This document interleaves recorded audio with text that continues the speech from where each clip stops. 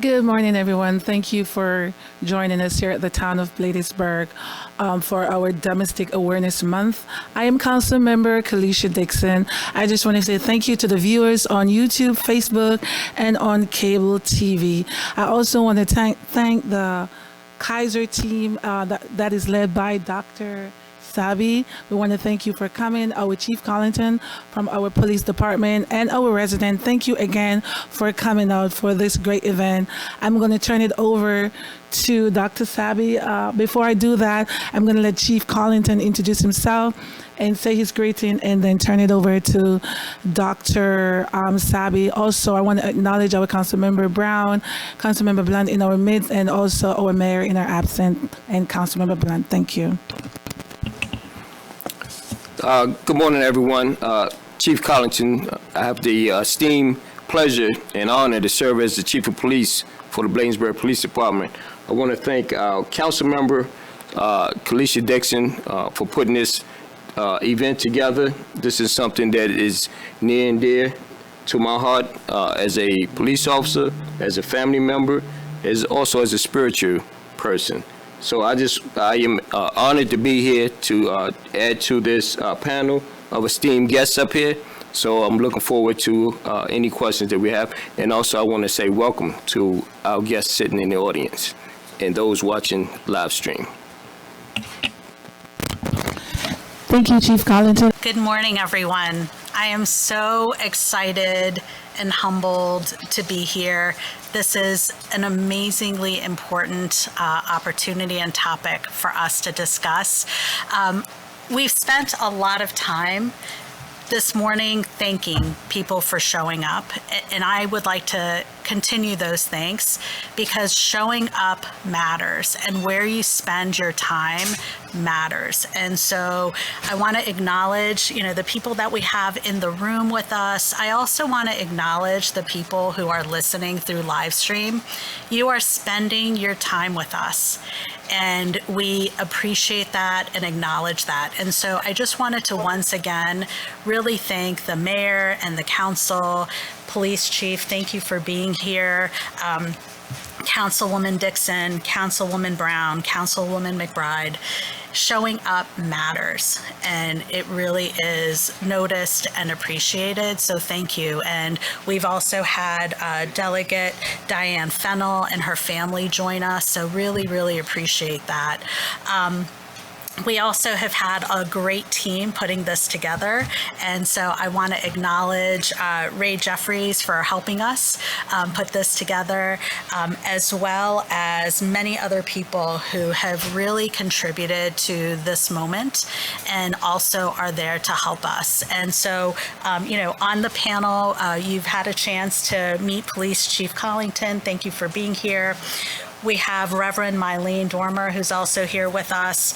I am Fazi Sabi. I am an OBGYN, a proud mom, a proud Navy veteran, a daughter, a sister. And so this is a topic that is near and dear to my heart. I have Dr. Yvonne Rowe and also Dr. Kayan McKenzie, who is here with me. Today, what we want to do is we'll talk a little bit about what domestic violence means and a little bit of information around this topic. We'll talk a little bit about signs. How do you know if you are in an abusive relationship? How do you know if a loved one is in an abusive relationship? And the key focus of our conversation today isn't about the statistics.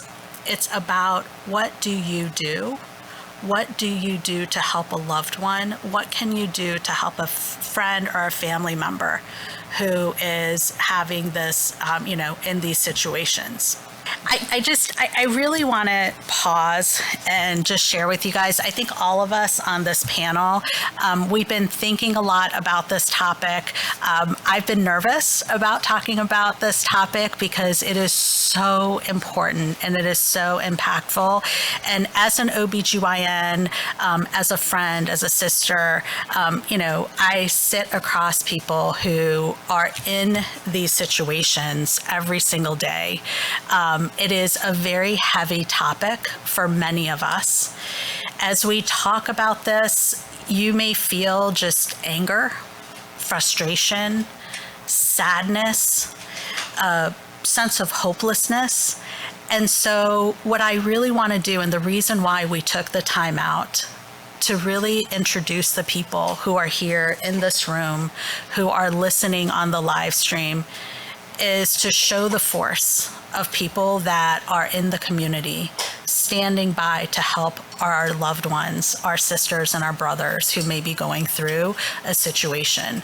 And so if you feel like this is too heavy, we have our amazing therapist from Kaiser Permanente here, Robin. There are many different resources in the community to reach out to. 988 if you feel like you're having heavy, deep thoughts.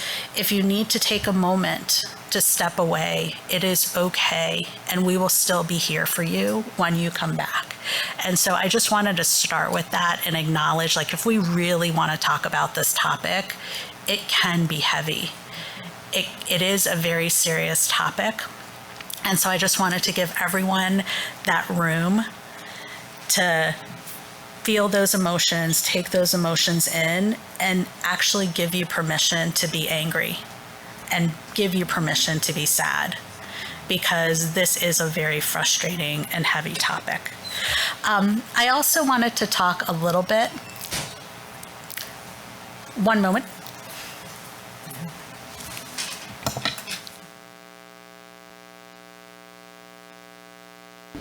I'm State Senator Malcolm Augustine. I'm really, really pleased that you are having this very, very important conversation here during this very, very important month, Domestic Violence Awareness Month, and the purple and the purple lights to bring awareness to this area of concern that is an area of concern across the world, particularly prevalent in the United States and very, very prevalent in our own community here in Prince George's County in particular, where we, and I know you all are the experts, and so you all will talk through that, but I just, am so keenly aware of this concern, and I want you to know that a lot of the work that I try to do from a legislative standpoint, I really have a concentration on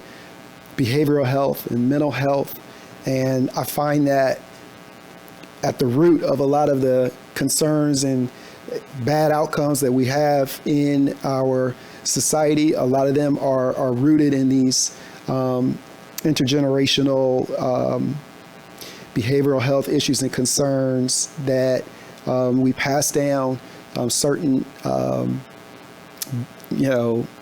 bad ways that we act on certain things. And I don't mean to take too much on this, but it just really is just so important. I apologize for the time of me getting here or not getting here. We just got a lot of events going on in this day to day. But I do want to say this to it as well, just as my own personal side of story with this, is that, I'm a parent. I've got my two kids, my girls. They're now 20 and 18. And many of you have seen them grow up, and they are just they're the center of my wife and I's life, without a doubt. They are literally the center. We are now empty nesters, so this is kind of like a new time for us. We're trying to figure this thing out right now, honestly and truly. So it's a little different, but we are at that place right now where we've gotten to there. But we're extremely proud of them. But what the story that I want to share with you all, though, as a young parent, my wife and I were trying to do everything we possibly could for our kids and do everything else for them. And it wasn't that I was spanked very often when I was a child, because I wasn't. You know, it was infrequent. It would happen though, or whatever. It was just kind of like the thing. And then of course my grandmother, you know, there was always a threat of having to go outside, get the switch, you know what I'm saying? You know, and those kinds of things, the way that I was raised and the way that we sort of like were raised. And then as a so I kind of like, you know, you do what you know. I mean, to a certain degree, you know, you do what you know. And so then as a young parent with my daughters and stuff like that, it's not like we did it a lot or anything else like that, but we were not against like spanking and stuff like that. Until I saw my young daughter spanking her doll. And I was like, what am I doing right now? You know, what are we doing as far as either perpetuating the use of violence to address behavioral matters that surely we can figure out and work together and try to work to do things in a way that are not using violence as a means to whatever your end may be. And so that was the last time that we did that, you know, because it's not necessary. There is no place for violence in any relationships or any kind of life, environments. And we just have, particularly in the African American community, like this sort of like, that's what we do. Like, no, it's not what we need to stop. And we need to stop. We need to surely say that this is behavior that is not good behavior. It is not right. There's never an opportunity or a time when you should be doing it, nor should you be receiving it and accepting it and then, you know, trading it down to generations. This is central for me to behavioral health work that I do at the state of Maryland, trying to create law that will break these cycles of intergenerational violence that make it such that we are not able to really live our full lives that we are destined to do, that we should be able to do, and we should not have these kinds of things. And so it's why, for me, it's just so important that you all are in this work, that you are working to break some of this, and know that I'm a partner with you in that. If you all have any concepts, ideas, or anything, we do have a cookout that's going on right now, so I'm going to have to go back to that. But the chief and the council member, they know how to reach me, and a lot of great legislation, a lot of great laws and stuff like that do come from those who are in the work. And so I'm a partner with you on that, and I just want to really, again, just uplift Kalisha for this fantastic, and Councilmember Trina Brown for uplifting this just extremely important topic. And let's just break it. Let's just break it. Let's just try our very best to move us away from using violence in any form at all. This period. We just need to get away from it. So I just say thank you for giving me the opportunity to say a few words, and thank you all for the work. Thank you.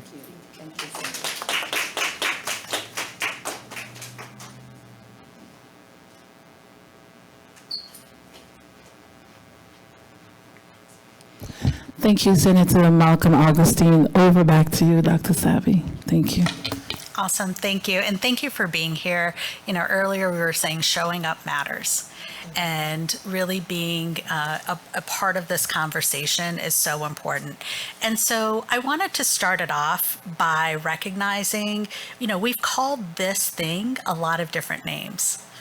We traditionally have called it domestic violence. And when we, you know, think about this, it was traditionally between, you know, a husband and a wife. But we know that this is so much more than that. And so it's expanded to intimate partner violence. But it's not only limited to intimate partners. It can be interpersonal violence, intergenerational violence. And in no time, in no situation, is it appropriate or is it right? And one of the biggest things that we first need to tell ourselves and tell someone who is in the situation, if there's nothing else that we say and get through immediately, is it is not your fault, and you did not ask for this, and you do not deserve this. Everyone deserves to be in a safe relationship. Everyone needs to feel safe in their home, in their environment, in their community. And this is why we're all here. This is why we spend our time talking about this, because everyone deserves a safe relationship. We can talk a little bit about the statistics. I often think that statistics actually undercount the prevalence of a lot of things. And so some of the statistics, 1 in every 3 women is in a situation where she does not feel safe. 1 in 4 men. But I bet you the numbers are actually a lot higher, because there's such a stigma associated with coming out and the vulnerability of recognizing and sharing and acknowledging that you are in an unsafe relationship. It is a very hard step to admit it first to yourself, and then to someone else, and then ask for help. I want to pause a minute and then just bring in the people on our panel to share a little bit about what this topic means to them. And then we're going to go and really get to the heart of this discussion of what do you do? What do you do? Like, now that we get out, like, what does this mean to us? We want everyone listening to this conversation to have some tools and resources to say, great, we know what this is now.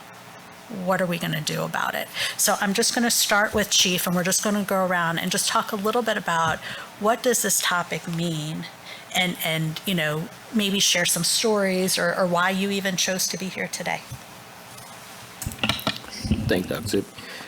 So what it means to me to be here today is seeing this from a law enforcement set of lenses. And what that means is this is, in law enforcement, one of the most delicate and most dangerous calls that officers respond to. Because remember, when we go out, when we receive the call, we have to go out and sometimes have to remove people from the residence, whether it's the breadwinner, whether it's the child, whether it's the wife. But the law mandates that we take certain action when we go out there. I.e., if we see bruises, marks, weapons, and things like that, our hands are tied pretty much. But what does that mean for those that are left behind? What does that mean for the children, right, that was hiding in the bedroom, hiding in the closet, that has to get up the next morning to go to school and try to function normally like the other kids? So that's why I said earlier that this is something that is near and dear to me as a police chief, but as a police officer, but more importantly as a human being. I've been in law enforcement 30 years, and I've seen, these types of calls so many times, too many times to be honest, that, we want to get to the root cause of if it's mental health, is it, finances, emotional, whatever it is, just trying to reach out and find that resource that we could eradicate domestic violence and abuse in our communities. So that's why I'm glad to be here, Doctor. I'm glad to be on this panel, because I think this is where we have the real talk. This is where the rubber meets the road, when we all get involved and we bring all these esteemed guests with all this experience and knowledge and resources so that we can share it with our community, keep our community safer.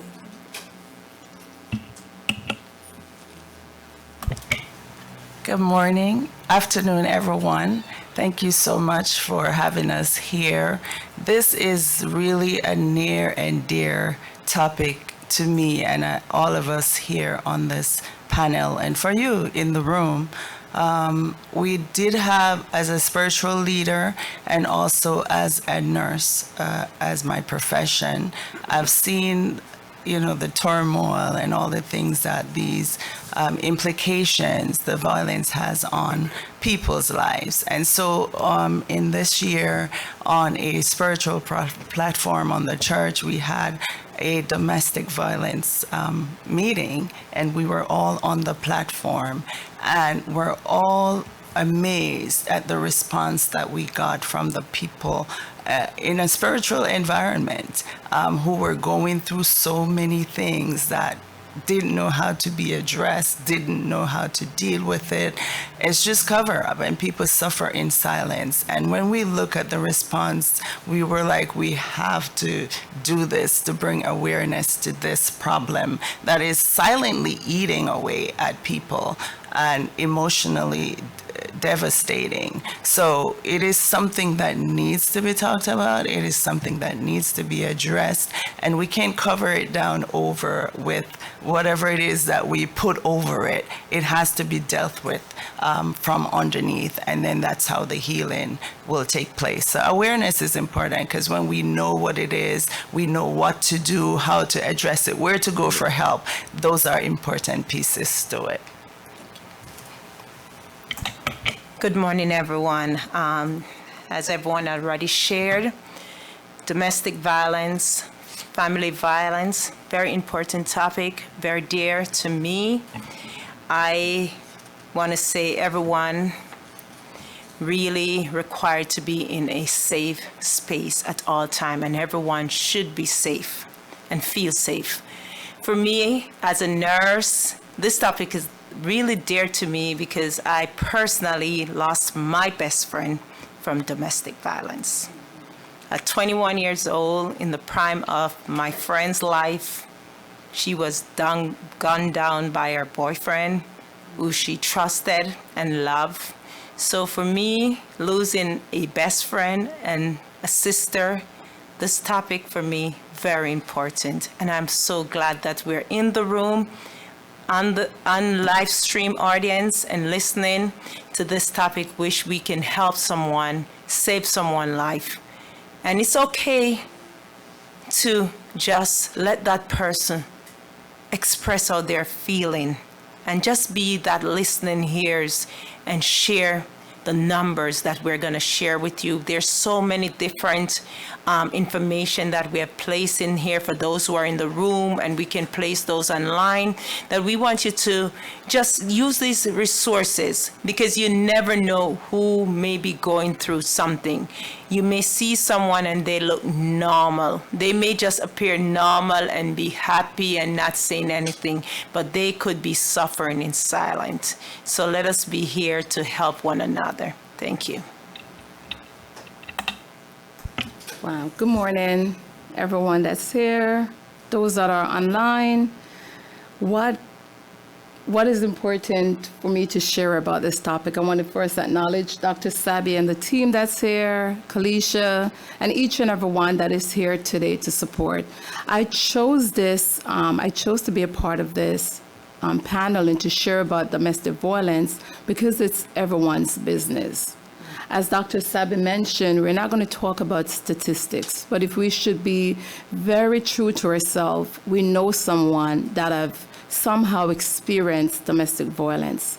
In my role as a professional, in a provider role, and also as a spiritual person, I've had the opportunity many times to have individuals just showing up, wanting a place to speak, and oftentimes just giving that permission, that what matters to you. And that's what whole health is about. It's not just showing up and coming to healthcare for a prescription or to be seen by a provider, but having that time to say what matters. And sometimes in that question, what matters to you is what matters to us, is when these topics will come forth.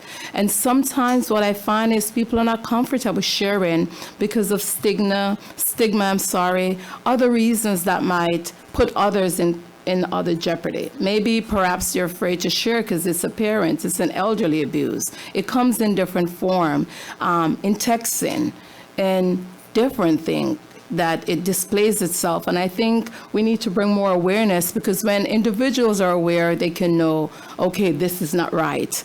I've seen instances where people will be in these situations and thinking it's okay because it's what they've seen around them, as our senator shared. It's what we've seen culturally. And not because we've seen something or we do something doesn't make it right. And so today we're here to bring awareness, whether if you're here in person or online, to say it's safe to share. This is a safe space. Each person belongs. And we want the community to know that there's always someone.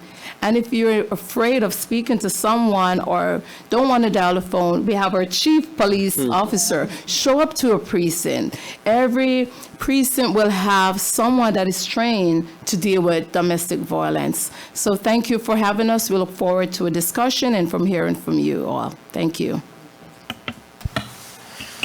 Thank you so much for sharing. And, you can see the passion that comes through.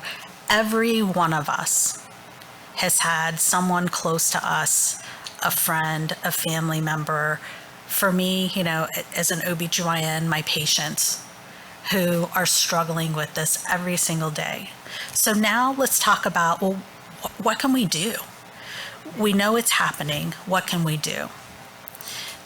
Immediately when you think about a violent act occurring, you immediately think about calling 911. And there are certain situations when that is absolutely appropriate. But sometimes it's a little bit more subtle. Sometimes, as has been mentioned, it's not an easy thing to put your finger on. And a lot of times, when the police show up, they can't necessarily intervene, especially when the person who is in that situation does not feel safe to come forward. And so, yes, if you see someone being abused, if you see someone being hurt, absolutely call 911. But also recognize that sometimes it's a lot more subtle. And the person in that relationship, the person that being abused, will not come forward. And so then what do you do? Because it's not like, okay, well, I can't call the police, so we're done. No, that's when the friendship, that's when the love really begins. And that's where you start to arm yourselves with the things that you can do to help that person. And so many times when you go to these types of events, you get these little flyers and handouts, and they're like, oh, that's nice. And it ends up in the trunk of your car, or it ends up, on the floor somewhere. But I wanted to share some of the information on this handout that we have, and it will also be available for those who are joining through the live stream on the Bladensburg site. So you have access to this. We have a checklist of things to look out for. We also have resources. Every single community has invested in resources to help. You just have to know where to call. And so we want to make sure that we give you access to what those resources are, but also the checklist that you can look through. And so, again, if you're immediately seeing an assault, yes, call 911. But what if you can't put your finger on it? One of the really important things is don't downplay the danger. Don't downplay the danger to the person. Don't downplay the danger to the person, to you who may be trying to help someone that you love. There is danger, and it is important to use that word. Also make sure that you listen and believe. It takes a lot of courage to step forward and admit that you are in a dangerous relationship. And so believe, and sometimes just listen. Don't judge. Sometimes you can say, I knew that person was a bad relationship. I told you not to go into that relationship, right? But love is messy. Love is hard. And so even though you told them, put that aside and love them and be there for them. Don't judge, because it can happen to any one of us. And, it can be very subtle. Sometimes you don't even realize you're in that relationship until you open your eyes and you're like, wow, that really makes me feel bad. Give emotional support and recognize it's okay to be angry. It's okay to be frustrated. It's okay to be sad. But we're here to support each other. Showing up matters. Sometimes it's the little things, it's the intangible things. If someone is having a hard time, maybe just being available to provide childcare. Maybe it's giving that person a ride or transportation, giving them a safe place to just be. Those are things that are in our power that we can do, and they're tangible and they're actionable.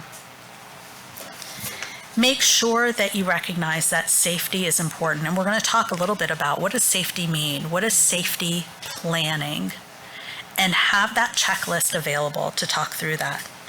And then, they're online, you can Google, you can look up, resources. They're not hard to find. You just have to look for it. Every community has excellent resources. Just arm yourself with that knowledge. I'm going to pause right there and see if anyone on the panel wants to share anything before we go through just some warning signs and the safety plan. And as Dr. Sabi already shared, just be prepared to go. So have that to-go bag.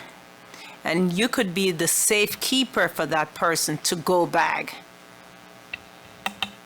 And I'll just add real quick, it's important for everyone to know that it's never your fault, so we don't want anyone suffering any form or fashion of domestic violence to feel it's your fault, so we don't want you to blame yourself.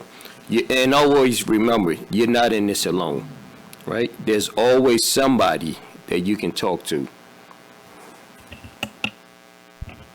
I would say don't be afraid to share your story, because someone might be able to get you help. And someone might know someone that's going through that can relate to you in a more intimate way where you can feel as though you're going to be heard. So don't be afraid to share your story, because in that story you can help others while helping yourself, and know that there's more with you than against you. You matter. So whatever situation, I would say to that person, you matter. And we want you to know that you matter. And whatever that takes, never lose that hope that you matter.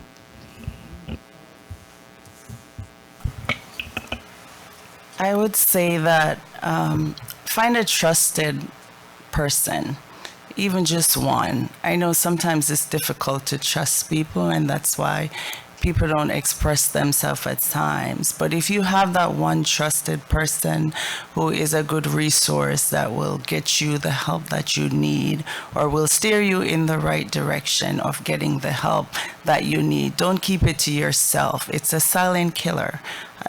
So get that one person that you can relate to and talk to, who can help you in the situation that you're in. So how do you know? How do you know if you are in one of these relationships? Or how do you know if one of your friends, loved ones, is in one of these relationships? Again, it can be subtle. And so here are some questions to ask. Has anyone hit, shoved, slapped, kicked, punched, or choked you? Those are the ones that we commonly go to when we think about this topic. Has anyone threatened to hurt or kill you? More subtle. Has anyone called you names, put you down, or told you that you're crazy? Has anyone criticized the things that you do, how you look? Has anyone hurt your pets or destroyed things that were important to you? It may not be anything directed directly at you, but it could be those things that matter to you. Has anyone blamed you that you are the cause for that abuse, or that you are making them do that to you? Is someone controlling you, limiting where you go, what you can do, and whom you talk to?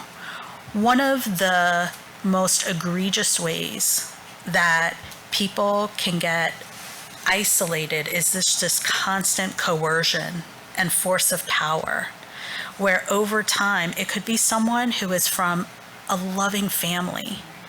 And the first step is to break those links between that loving family. So the person who is, in this situation becomes more and more isolated, and their resources, their support systems are broken one by one by one. Is someone unexpectedly checking up on you at work, at home, at school? Are they following you? This could be stalker behavior, but when you think about a stalker, you think about a stranger. This could be a family member. Is someone forcing you to have sex against your will, or any other acts? Is someone making you apologize for the way that they are treating you? There's so many different variations of this, and it can be very subtle, and so it's important just to listen and be aware. Let me pause and see if anyone on the panel wants to share anything before we go to the action plan. I'll just say, sometimes people think, well, if it happened once, that wasn't abuse. There's no frequency in abuse. If it happened once, it's one time too many. And we need to recognize that. That could be leading to something further down the road. So there's no frequency in the amount of times domestic violence happens.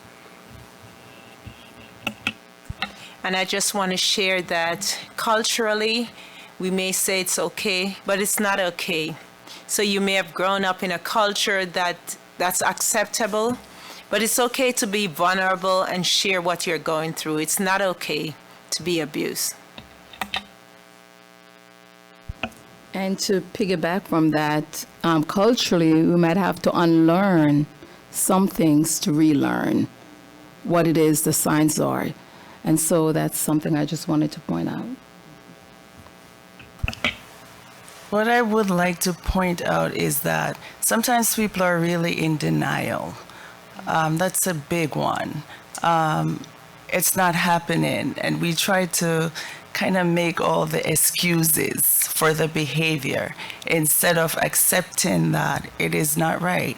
And we shouldn't have to be accepting that or dealing with it. It's not the norm. You deserve better. So you give yourself that and you tell yourself, no, I'm worth more than this. I'm worth more than this, and don't accept it. Thank you. Thank you. So now to the plan, because we all want to take action and we deserve to take action. And so Dr. Rowe mentioned this, Chief mentioned this, have a plan. And so part of that safety plan is, one, just thinking about what are the things that you need for your safety. And many times there are children involved, for your children's safety. And so Dr. Rowe mentioned this, the bag. What do you do with the bag? What goes in the bag? And so it could be many different ways. But part of it is there are certain things that you need in order to be able to walk away and be able to completely sever those ties. And so many times, when we talk about the bag, we also say leave it with someone else. Don't leave it at home, because you may have to leave very, very quickly from your house. And so knowing that these important things are somewhere else and they're safe and you can get to them is an important part of this. One of the biggest things is in undocumented people, like they sometimes will have their papers held hostage by the abuser. Mm-hmm. And so as much as you can, find your documents, find whatever you can, and put it away. And so financially, the other big part of this is a lot of people financially feel like they cannot get away. But there are resources in the community that can help with the finances. But let's talk about some of the things that go in the bag. So birth certificate, social security cards. driver's licenses, any type of marriage or divorce or custody papers, any legal protection or restraining orders, health insurance cards, immunization records, especially for your kids, car titles, registration, cash, as much as you can put aside just so you can be able to get that bus ride. You can get whatever you need to get away from that situation. Prepaid cell phone, because what if your cell phone's taken away? What if your cell phone coverage is terminated when you make that brave act of leaving? Medications, prescriptions, clothing, something that you will have that you can wear, especially if you're leaving with children. Some of their keepsakes, some of their toys, something that reminds them of the safe place at home. Spare set of keys, and an important thing is a paper list of important phone numbers, because if you can't take your phone, if your phone was shut off, you just need to have those phone numbers with you. So let me pause there. I know, everyone has different things in their toolkit, but anything that you would recommend for people, or how to put this bag in a safe place? So I just want to piggyback off what you said, Dr. Sebi. When you talk about gathering documents, I made a note here that I was going to bring up later, but when you're making these bags up, try to make as many duplicate copies of your important documents that you can. So, and I would also say, make sure the people that you're leaving your documents with are people that you really trust, because you don't want to have your identity stolen when you're trying to, think forward and use precautionary measures by putting that safe bag, that go bag. You want to make sure that you leave it with somebody that you truly, truly trust. Thank you. I'm going to be deterring a different direction. I'm thinking broadly for the community, because I know that there are a lot of people who may not be documented, with their legal papers.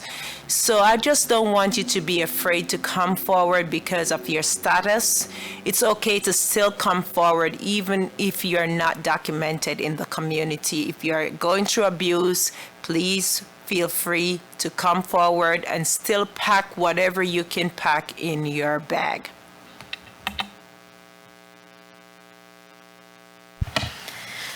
So, as you're taking that courageous step to protect yourself, what are the things that you need to prepare before you leave? Again, talk to someone you trust. And I think, the identity theft, like that is, and I hadn't really even thought about that, but oh my gosh, that is such an important part of this, because if you're in that desperate situation and you're just looking and grasping for help, but you give all of your papers to someone, that's huge. And thank you for bringing that up, because that's the last thing you need, right? But find, the person that you trust, or the people, and have your things stored safely. Have a number to one of the community resources, whether it's from these pamphlets, from any other pamphlets. Just have that phone number. Have your go bag. If you have a car, if you have access to a car, always keep your car full of gas so you can go when you need to go. Have a plan. And also, if you have loved ones, if you have children, teach them how to call 911. A lot of times when kids are watching this happen, or this is happening to them, they feel very hopeless and helpless. But what we can do is we can actually give them hope by making them a part of the plan, so they have a little bit of control in the situation, and they have something that they can do to help protect themselves and the ones that they love. And then after you leave, there is an after. Change your phone number, change your locks, change if you have a shared portal with your doctor's appointments. Sometimes you'll show up for a doctor's appointment, and so will your abuser.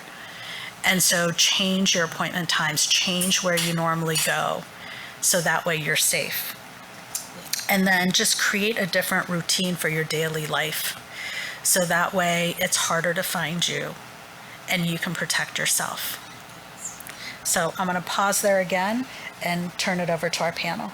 Dr. McKenzie.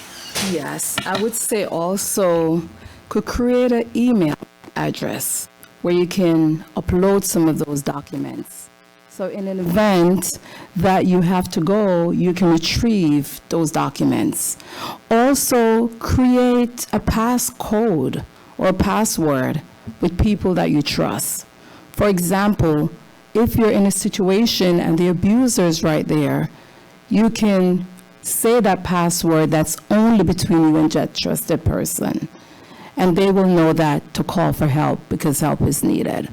So I would think everyone, that's something that I practice in my family with my kids, especially now in school, and so many things are going on.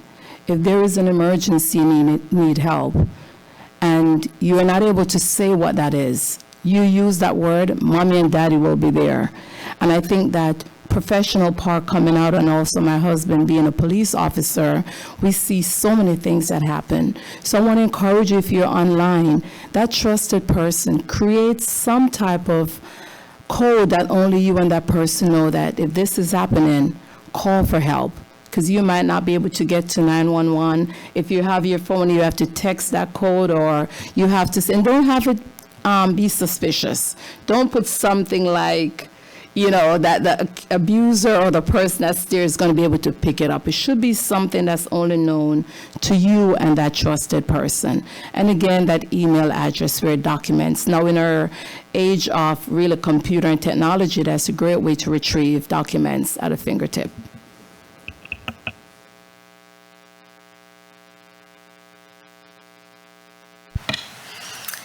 Well, we know that this is a really heavy, heavy topic. Showing up today, whether in person, virtually, we thank you, because this is a commitment of your time, and it shows that we care and we're here for one another.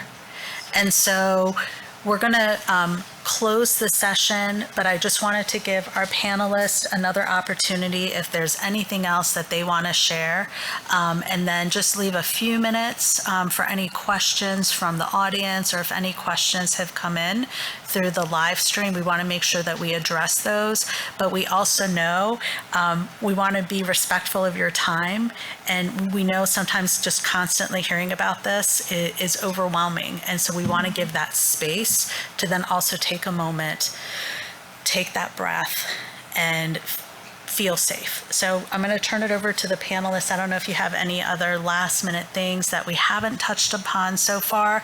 And then I'm also going to check in to see if there are any questions on live stream, and then we'll check with the audience to see if there are any questions with the audience. Just wanted to wrap up this session by saying you have the right to be safe. And domestic violence, intimate partner violence, family violence, child abuse, it is illegal. And you can be prosecuted. So please, it's against the law. Please do not be afraid to report it. If you see it, report it. Thank you. I echo this.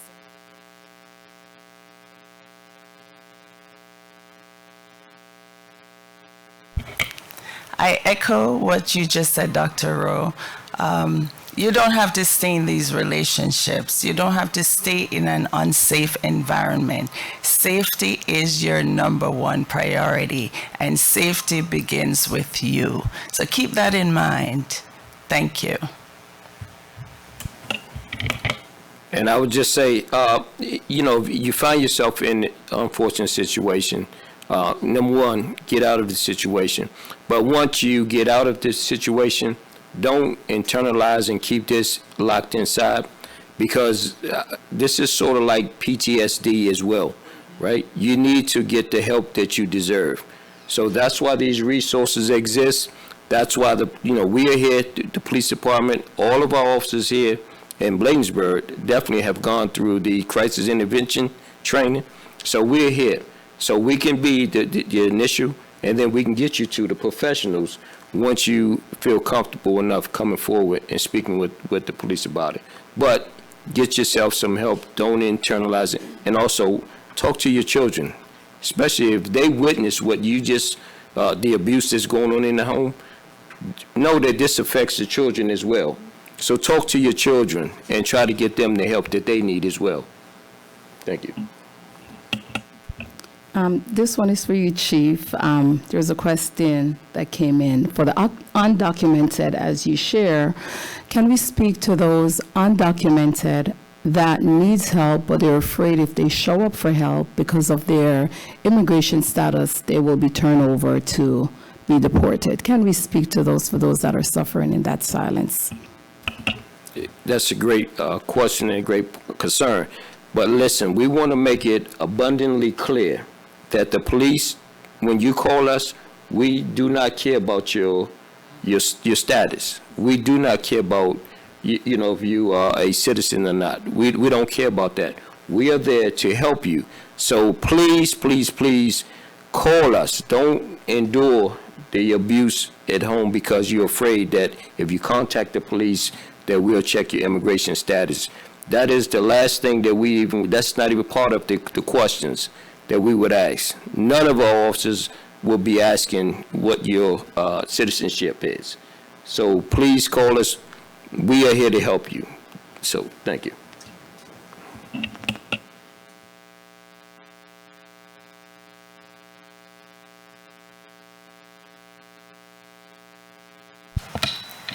We have a question from the audience, please.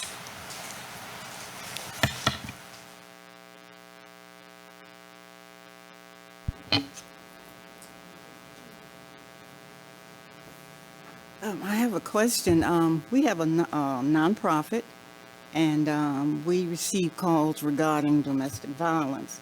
It seems to be a trend wherein the females are beating the males, and the males don't know how to handle it. And if the police show up, they assume just the opposite. So once the females start crying, the officers seem to think that it's the male that has initiated the violence, and some have even had to go to domestic violence courts. So we personally are telling the guys, run. If this happens, just run. You know, you have very little defense. But we're trying to figure out if you have any other suggestions, we'll share those as well. So if I can answer that. So I would say that, you know, we do know men can be victims of domestic violence. So we don't go to these calls subjectively. We go objectively. So we want to make sure that we do our due diligence and talk to both parties. That's why domestic violence calls are a two-person call. So we would separate the parties, and one is talking, and then the officers speak as well to each other. So we don't want to make anyone feel less likely to come. We know in these calls that only 20% of men will come forward, but we know that, as Dr. alluded earlier, those numbers are much higher. And we want to encourage them that, so we won't go there and prejudge them that they are the abusers. Yes. Telling them to run, just leave the situation entirely. So, and some of them have said when they call it, they don't know what to do, but they want to be with their children and, you know, so forth and so on. But thank you for that answer. I just want to give another suggestion too. I think you should encourage them to report the situation to the police, even if the abuse not occurring at that moment, but just still report it, that there are records, tracing records showing that this person being abused.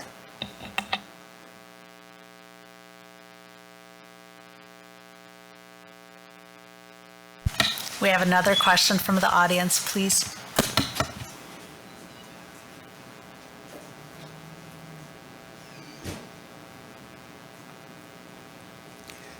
Yeah, I think the chief has appropriately addressed a very significant aspect of this abuse that is relevant to people that are not from here, that came here with cultural cultural influences, whereby the chief said, if it's happening to you and you are concerned about your immigration status and you believe that this is something that might be a cultural issue for you, you should feel free to also be encouraged to report it, because you are protected, because the chief or the police will not address the issue of your status.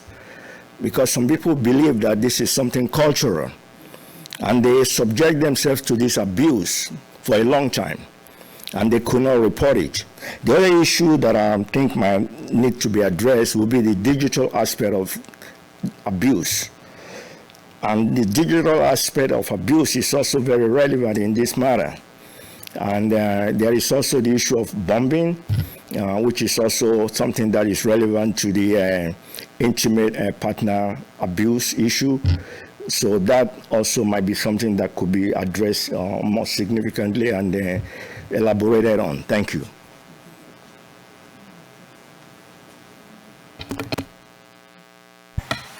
Thank you so much for bringing that up, because, you know, a lot of times it's through those text messages that you then have that protection because you're behind a screen and you send whatever. And sometimes that abuse can be between friends, between roommates, between classmates. And so that bullying, that texting, that is also abuse, and it is not okay, and people should not be subjected to that. So thank you for bringing that up. Councilwoman. Thank you. Maybe you all can expound a little bit more on this, because the domestic abuse of violence can also be mental. You know, when someone's mentally abused, so it's not always hands-on physical. You know, it can be mental. Yeah, and I know from that firsthand. So thanks. Mm-hmm. So I'll start it off, and then you guys pick it up. So yeah, you're 100% correct. The abuse can be the breadwinner of the house. It could be someone that has he holds all the money for the house. So you're gonna do what I say, when I say, and how I say it. So that's abuse, right? That affects the mental. The other part of that is someone that constantly wants to break down your self-esteem, right? That can affect the mental. So those, we do have resources, and I'll let the panel address that, but it's in your pamphlet that we will be putting online.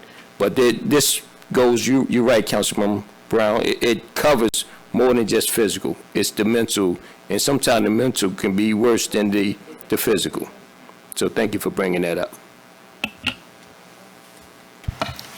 Yeah, you know, I think, come on up, you know, that emotional, mental abuse can go very deep, and that's hard to show. And when you're in that and you're constantly hearing that you are not good enough, that this is your fault, you are making me do this to you, that goes very deep and is hard to come out of and to ask for help.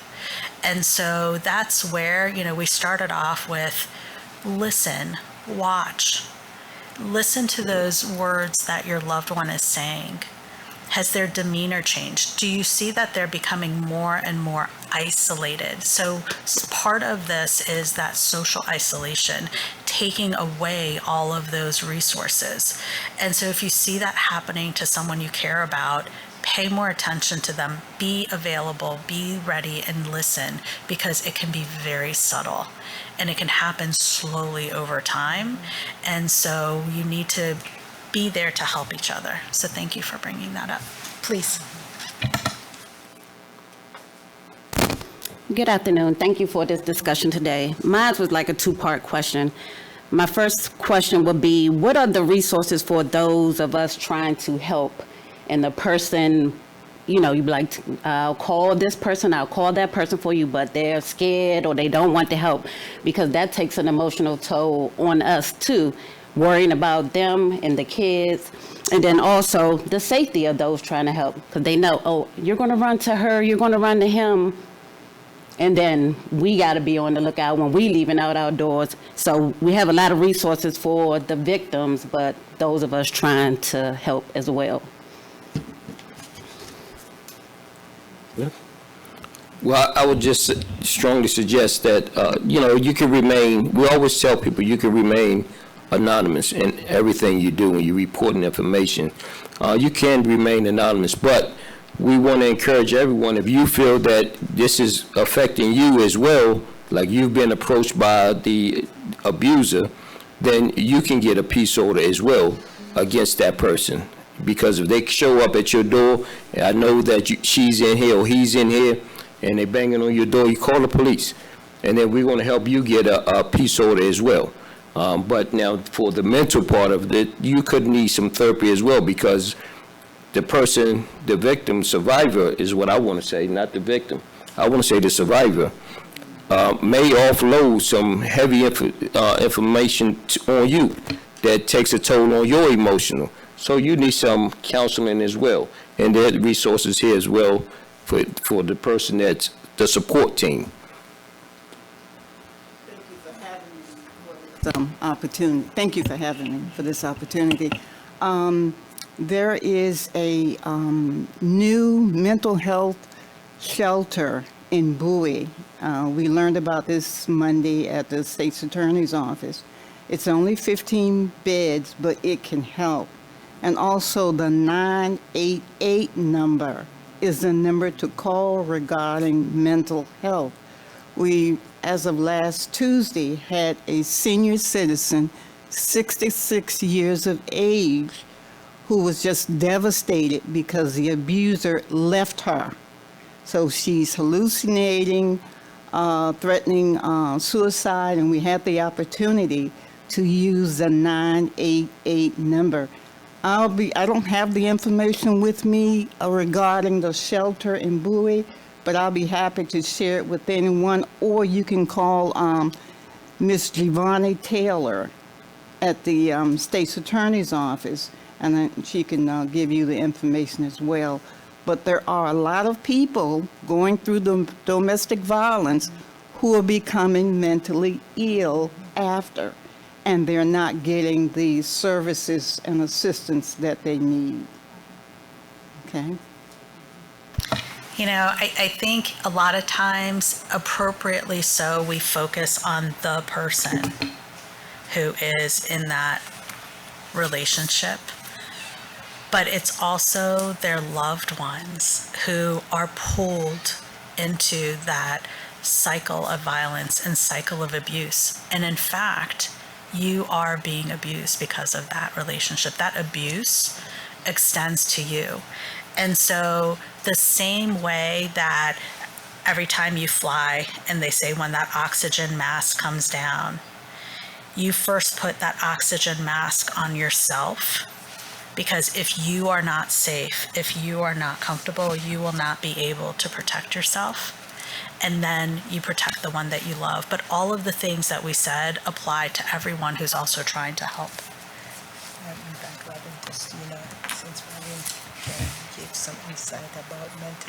While we're waiting for the next question, I just wanted to add, with the mental health, that's your wealth, really. And it's practicing also giving yourself an opportunity of self-compassion and self-love. You're going through that situation, but it's not you. You have to remember who you are, and also zoning into what you're feeling, owning your feeling, the guilt and the shame and all of those, but don't let it become you. As you go for help, just know that you're seen as that entire all health, your mind, we're mind, body, spirit, and soul. So seeking help, and as the young lady before that came up, what do we do for those that report it? Because there's also support that's needed.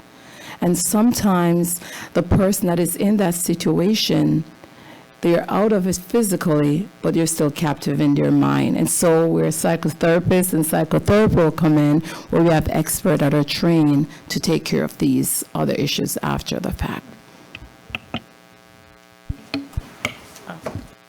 Hello, good afternoon. My name is Malachi, but I live in Jamaica. I'm 17, but This has brought a lot. It has brought a lot of memories back to me. I would say that I've been through verbal abuse, emotional abuse, mental and physical abuse. I live with both of my parents, my mom and dad. They're married, but I don't want to share too much because my mom is right there, and I don't want to get a little emotional because it's a lot. But I would say the abuse come more from my father, and at school, I've been getting bullied from school, from basic school, because we live in Jamaica, so we call it basic school, right back up to high school. On the road, I'm walking and you're hearing names. Even my dad said the name, and get punched in my eye in my home for no reason at all. It's just been a lot. I've been getting put down, and I would say that I've also, I can't call the word, but I lock away myself. I don't socialize with people because I'm scared of what they would say.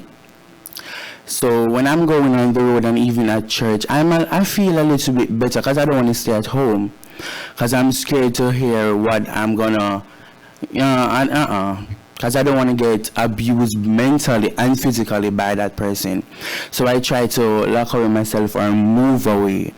But now I'm trying my best to not let it get to me. But now I'm just applying to something so I can just be away from it, because I can't, it's too much. So that's all I have to say. Thank you. Thank you for being vulnerable. Thank you for sharing your story. You are brave, and you are going to do great things. Your story is just the beginning of great things. So sometimes you may go through stuff which is not okay, but it may be preparing you to share your story that you can help someone else. So in the pamphlet that's on the table, there are information that's there if you're seeking help, especially geared to teenagers, that you can text someone, you can talk to someone, and we do have a lot of mental health service which are available. And mental health, I grew up in Jamaica, it's a stigma, but mental health is real.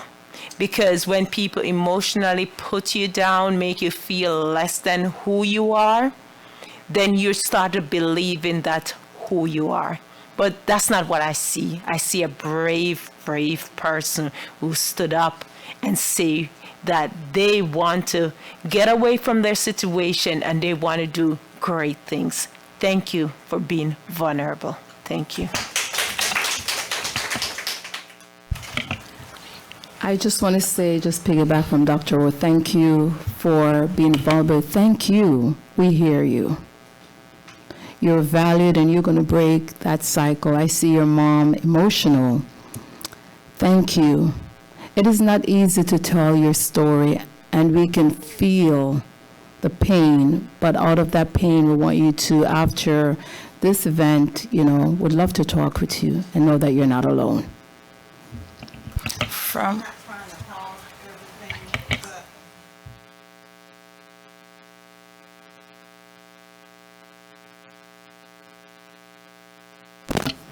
We have an event on the 19th of October at Elizabeth Seton High School. It is an intergenerational exchange of conversations between senior citizens and young people. The young people can come out and talk about anything they want to. Employment, mama didn't love me, daddy didn't care. Graduate from high school, it is free. Our keynote speaker is Senator Malcolm Augustine. That was here, and he has helped so many seniors, so many young people, so many returning citizens that are not even in PG County. But this is our annual Senior Citizen and Youth Conference. And anyone is welcome to come because we're just getting so many calls from young people who feel no one is listening. Thank you, thank you, thank you. Appreciate it. I do echo the same thing that everyone is saying. Thank you so much for sharing your story today. You are braver than brave, I would say. Very courageous to stand and to speak about how you feel about the emotional and verbal abuse, because that's what it's called. And I think culturally, we are raised to think that that is okay, believe it or not. It's normal. It's the norm. And so you find that the people before you did it, the people before them did it, the people before them did it, but it's not okay. And so I'm glad that you stood up today and spoke about that. And as you speak out, that's the first part of your healing. And I see you just doing great things. It looks rough now, but you will get through this phase and you will believe in yourself and you will do everything on this earth that God has created you to do. God bless you. Thank you for sharing with us today. And I'm sorry. Well, I echo everything that was said up here. One, the bullying, are you still in school or are you out of school now?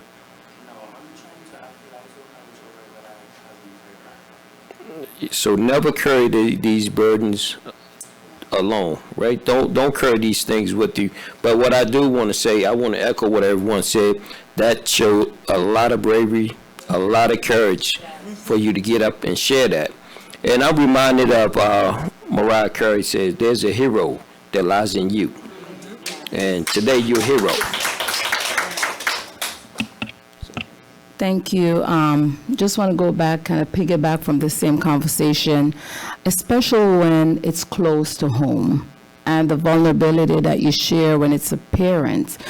I want us to speak to that abuser that might be listening online, might be willing to go for help, because as we have touched on the topic where some might have been cultural, it might have been passed, this behavior was learned. How can we speak to that abuser that is willing to get help without also being stigmatized, wanting to know that we care to help as well, so we can help to break that cycle? So I just, it takes courage. It takes courage to say, I have a loved one who is going through this, but it's affecting me, and how do I protect myself? There, as I listen to your story, right, there's that you want to run, right? You want to run. You want to run so bad. Yeah. But if you run, what about my mom? What about the person who I leave behind? Mm-hmm. And so arm yourself with power, with knowledge, and protect your mom and figure out how to get her out of that situation, and your siblings. It is, you have the power within you. And the key is people will try to make you feel powerless. And we're all here to say, as the friend, as the loved one, you have power. As the person going through it, watching your family go through it, you have so much potential and power. Let us help you. And there's so many people in the community that are ready to help, and you do not need to go through this alone. I just wanted to check in with Robin to see if there's anything that you wanted to add from a mental health perspective. I know I'm putting you on the spot. And do you want to come up to the... So we just really are appreciative that Robin is here with us. I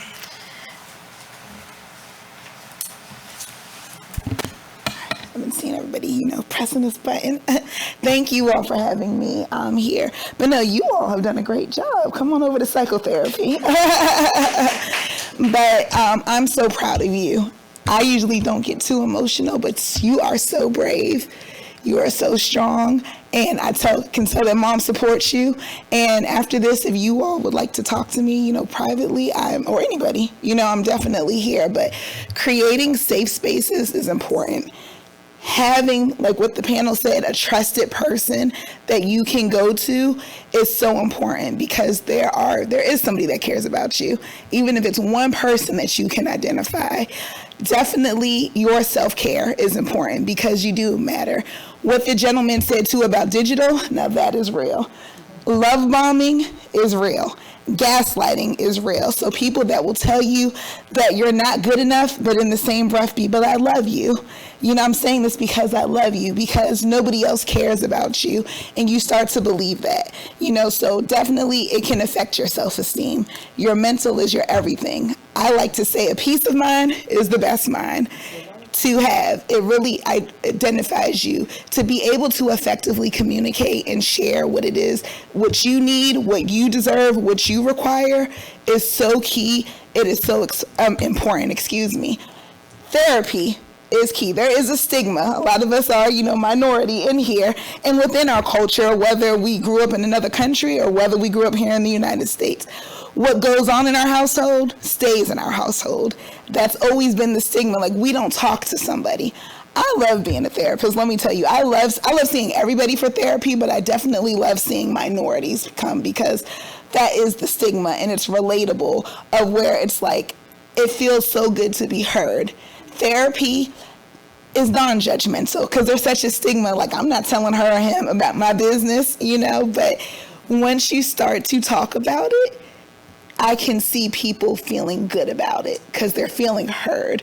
I'm actively listening, but I'm also being able to provide tools. I heard a lot of that. After you leave here, to put tools in your tool bag of what you need. So if you've never been to therapy, I encourage everybody. Therapy isn't forever, but it's there for when you need it. And representation matters. Find you a therapist that looks like you. That is, that looks like you, that's relatable. I mean, there's good mental health professionals everywhere, but that's going to help you to kind of buy into it. Because someone like me, I'm here to support you. I work for you until you fire me. That's what I say, until you no longer need me. I've built a lot of good relationships. I work for Kaiser. So if you have Kaiser, seek me out, if you're interested. But, it really feels, and I've been to therapy. Let me just disclose that. Like, I've been to therapy. When I was a new young mom, I just had a situation with my child's father. It was an adjustment for both of us. And he even bought into it as a guy, to be like, hey, this feels good to talk it through. I see a lot of men that come to therapy, it's always like, I have to be so big, so, emotional. I can't be emotional, but they feel good in saying this. And there is, when we talk about domestic violence too, I do see males that are victim of domestic violence, because there are low numbers, and they feel bad to be like, gosh, my partner, my spouse, I've gone through this. And I see the adults that have experienced domestic violence in their family and seeing their mothers be abused, and it leads to that trauma, that intergenerational trauma what the panel has shared. Trauma is real. Some form, way or another, somehow we somewhat kind of maybe all experienced it and had a form of PTSD or something that's triggering. I'm going to be quiet now. Just come to therapy. Therapy is dope, okay? Thank you.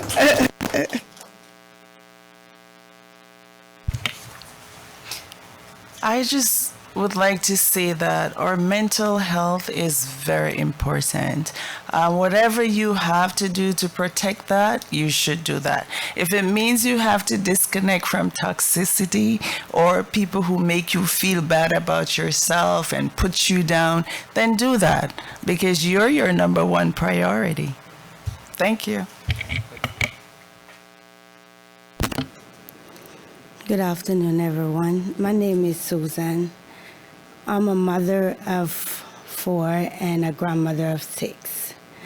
I'm also married for 5 years, but I've been through a lot, and in physical, emotional, suicidal, and I think it passed down to my kids. I've been homeless for 2 years, which nobody did not know I was because I was ashamed, so I keep it unto myself until I go through what I have to go through. But now I see my daughter going through like the similar situation to me, and as a mother, I'm trying to help her, but I feel like I don't have the source because just try to deal with it for myself, but for her, I see where it don't. For me, it would be easier, but for her, I don't know if I'm giving her the right structure to do it or how she must deal with it, but I try my best to make her feel like she can do anything she want to do, anything I should say, put their mind. But they almost, because I'm a single mother, so everything that they go through, they put it, mommy first, mommy first, mommy first. And I go them where they can talk to people, but because I don't have luck with friends, I don't have luck with people to say I'm going to talk to somebody and don't hear about it or don't get put down that I'm not a good mother, I'm worthless or anything like that.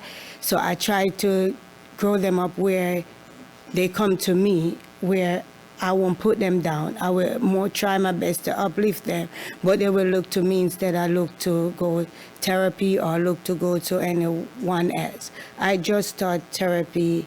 I didn't do it before. I didn't want to because I didn't know how to express myself to anybody without getting put down and talk about.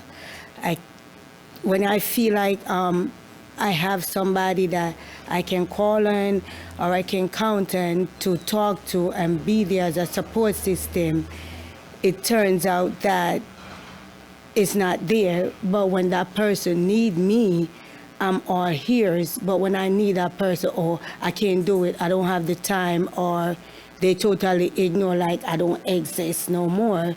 So it's kind of hard to know how would you know who to talk to and when to pick that person to talk to when you don't feel like you're overwhelm them with you, or you being their problem.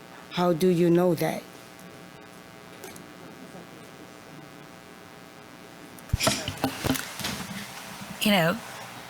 A lot of times it starts with those community resources, and sometimes you are the person who's listening, but then through that community bond, then you build the people who then will listen to you.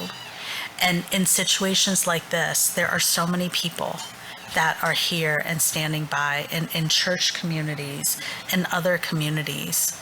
And, as a mom, you've been through this, and then you're watching your own children go through this, and you have to be their rock, and you're asking, who's my rock?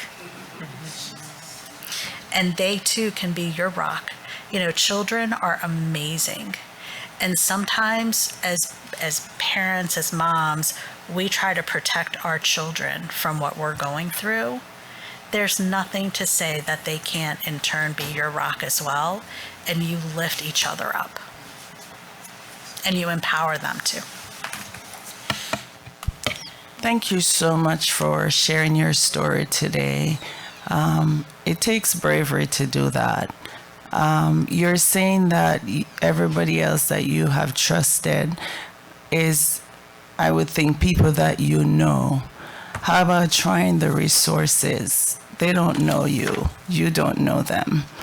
And that's why Robin was saying that therapy is good, because at least they don't know you, you don't know them, so you'll be more safe to talk about what's going on with you, with them, than the people that you know. So now I think you should look about trying the resources. If you do have a trusted church community, maybe some of those leaders will be able to help you. I'm not saying it's always going to happen, but you can find trusted people. But the resources would be a good one. So yes, definitely the resources. What a lot of my patients have taught me, I don't have Facebook, but they have Facebook, and there's groups on Facebook if you have social media as well, and they have joined groups for similar situations like that. Like, gosh, I'm always showing up for others who can show up with me, and they've built a community. And if you are engaged in therapy, and there are groups that are offered as well too, there are groups as well for within the mental health aspect too. Like I know with Kaiser, we have different groups. Like I facilitate the grief group at Kaiser, and I've done anger management before. But outside too, you can look like your church community, because sometimes there's women group, and find those people in there, because it is hard when you're always there for everybody, and it's like, yeah, who shows up for me? I feel like this alone. And I know in my group, even though it's a different type of group, it's a similarity, right? But so many of mine that I see, they'll be like, I found the best group on Facebook. And I'm like, really, Facebook? And they've built a connection. So I would say if anybody's on social media, that has been a positive. I've never heard anything negative, because there can be a lot associated, negative when it comes to social media. But definitely look in your community, look at the resources that are in the pamphlets that have been provided to you all. And when you find your people, that's your village. Definitely, definitely being aware too. I always say a rule of thumb is, when sharing, asking the person too, are you at capacity? And recognizing if you're at capacity. If you already feel like you're full and you're running over, then it's okay to be assertive and effectively communicate. Look, today is not a good day. If somebody's calling your phone and you just know, mentally I'm exhausted, I'm drained. You don't have to be readily available unless it's an emergency, and just letting people. Sometimes it's hard for us to say no and be assertive, because we might be people pleasers, or that's just our characteristic. That's my characteristic sometimes. And then I'm like, I fault myself, like, Robin, why did you pick up that phone? It's okay to protect your peace. Remember, I said earlier, peace of mind is the best mind. So show up to those who show up for you. And if nobody shows up, find your circle. Write it down to journal. Whatever you're feeling, write your thoughts down. And if you're a spiritual person, give it to the man above.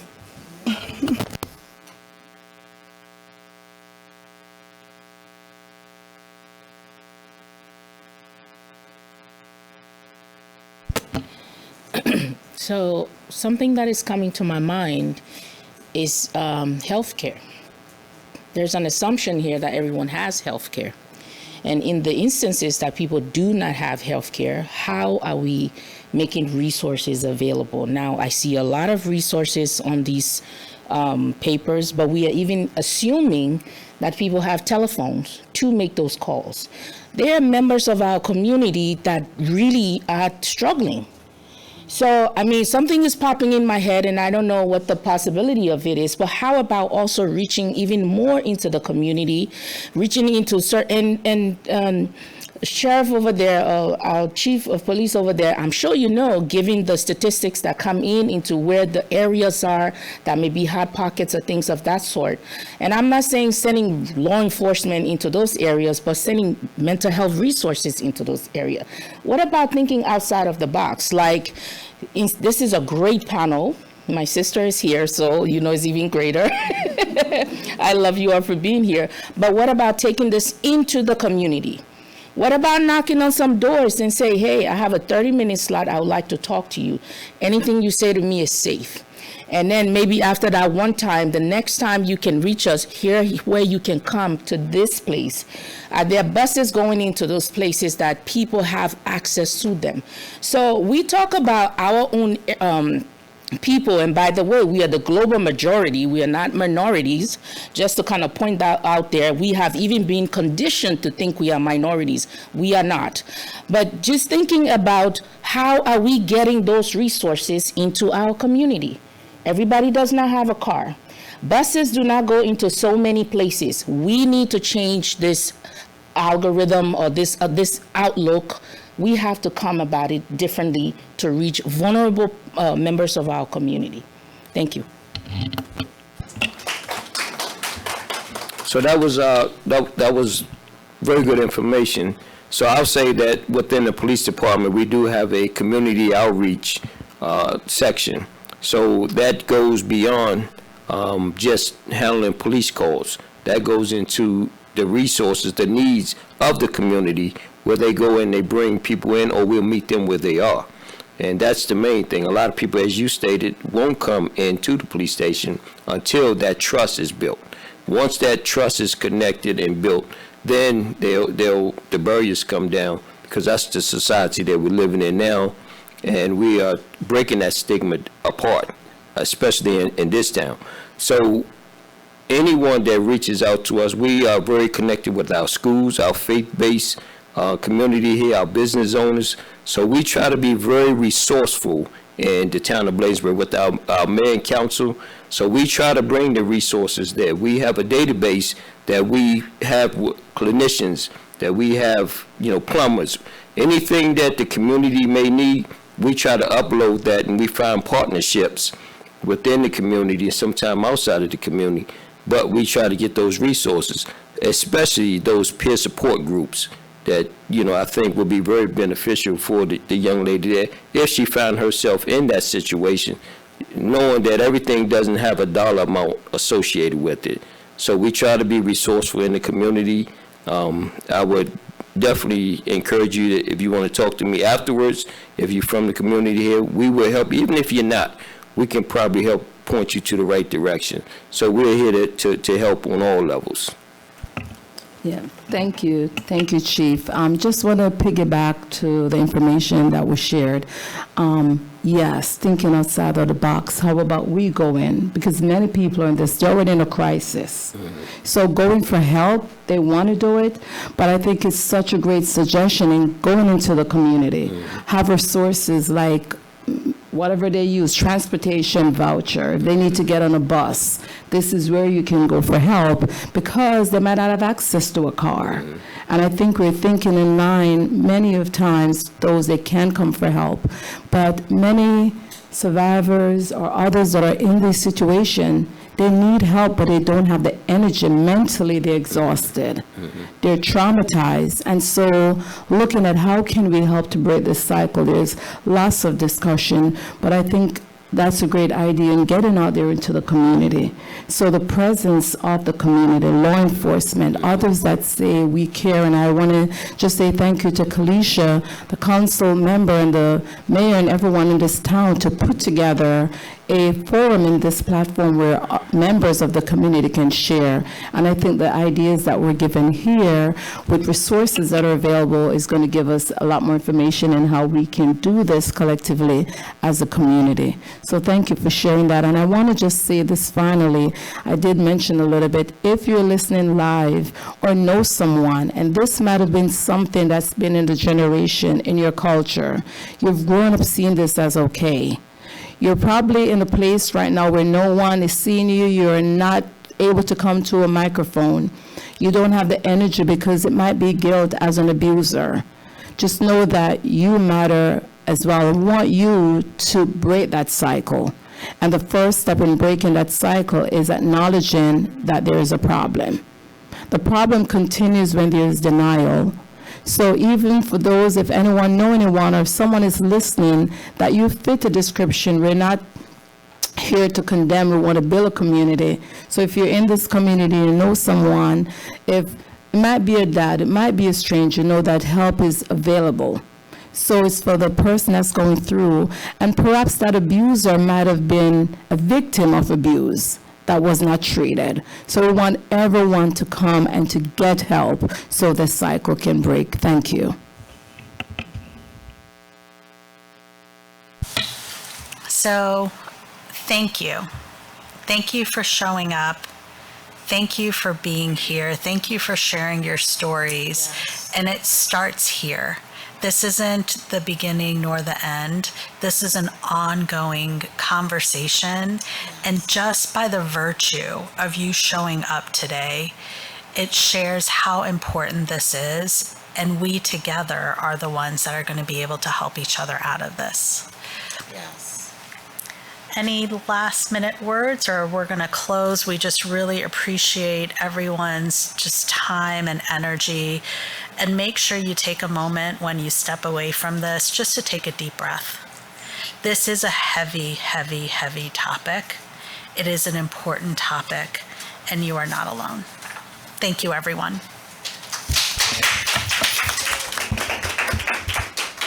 And before you leave, we do have flu shots available today. So we have health personnel on site. So if you'd like to get your flu vaccine and you haven't received that, please don't leave. We have it available. Kalisha? And before we leave, is there a time limit they're going to be out here? Those watching on live stream may have an opportunity to show up. Thank you, Chief Collington. Again, thank you everyone for coming out this afternoon just to participate in this great event. The council, Mayor and Council, we do appreciate you. We appreciate those who are online as well. Thank you, Dr. Savvy and your team from Kaiser. It couldn't have done without you guys, and we really appreciate it. Thank you so, so much. And I know Mayor James is not here, but she also will be happy. Thank you. Thank you, Chief, for taking the time, as always, out of your busy schedule to be with us. Again, we have flu shots on the outside. If you need flu shot, go on the outside. And for those who are online, the Kaiser team will be heading down to the Bladensburg waterfall to distribute flu shots as well. Thank you, and have a great day. How can I forget?